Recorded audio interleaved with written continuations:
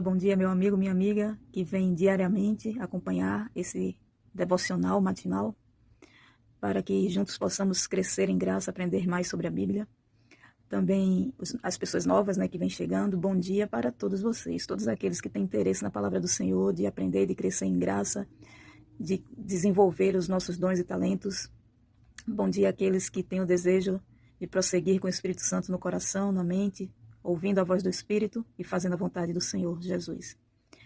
O capítulo de hoje é o último da segunda carta de Paulo aos Tessalonicenses. Paulo sempre muito preocupado com os Tessalonicenses para que eles não sejam enganados por pessoas mal intencionadas, pessoas que querem destruir tudo aquilo que Paulo ensinou. Nesse terceiro capítulo da segunda carta de Paulo aos Tessalonicenses, eu pude lembrar de pelo menos 3 ditados que minha mãe sempre me dizia, coisas que ela aprendeu lendo ou ouvindo da sua própria mãe, de amigos, de familiares, aprendeu com a vida. Então ela sempre me dava alguns conselhos e ela era muito cheia dos ditados, e tem muitos que eu lembro. Um deles é: diz-me com quem andas e te direi quem és. E eu vou dizer onde é que foi que eu lembrei, a respeito de quê, né? Se fala aqui nesse capítulo que eu lembrei desse ditado.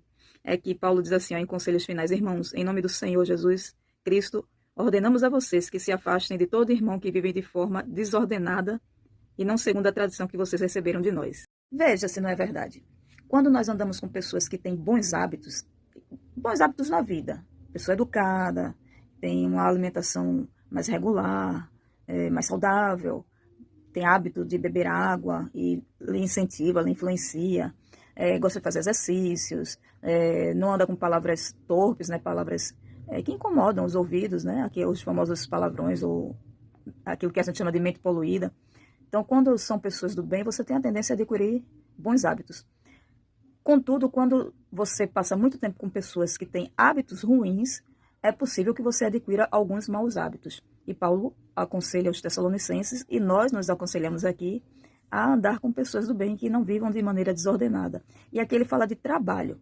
Falando então em trabalho, e também falando naquela questão das pessoas que vivem de forma desordenada, Paulo aconselha aqui algumas coisas e eu vou ler para vocês daqui a pouco. Mas primeiro eu quero dizer que eu lembrei do segundo ditado, que na verdade é uma frase de Max Weber, e ela fala: o trabalho dignifica o homem. Ele fala, né? O trabalho dignifica o homem. Por quê? Porque o trabalho é uma condição essencial para que o homem desenvolva habilidades e conhecimento. É uma condição essencial para a existência humana. E minha mãe ouviu isso em algum lugar e ela citava para a gente, né, isso: o trabalho dignifica o homem. E aqui Paulo mostra algumas situações de irmãos que estavam preguiçosos e ociosos e assim prejudicavam as outras pessoas. Veja só o que diz aqui no versículo 11. Pois de fato ouvimos que há entre vocês algumas pessoas que vivem de forma desordenada, não trabalham, mas se intrometem na vida dos outros.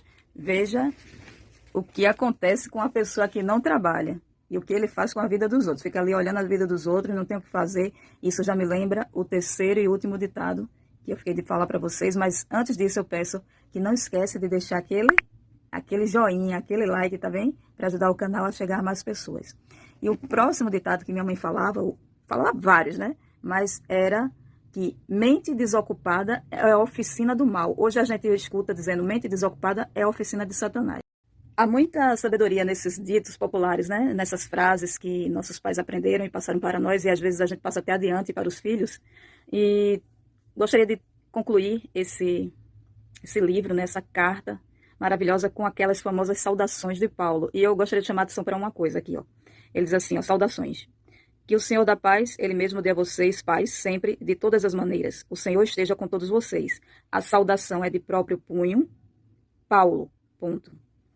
Esse é o sinal em cada carta, é assim que eu assino. Por que ele está dizendo isso? Porque havia pessoas que queriam falsificar os ensinos de Paulo com ensinos que não foram as coisas que ele ensinou, e ainda assinavam com o nome dele, ou como se fosse ele.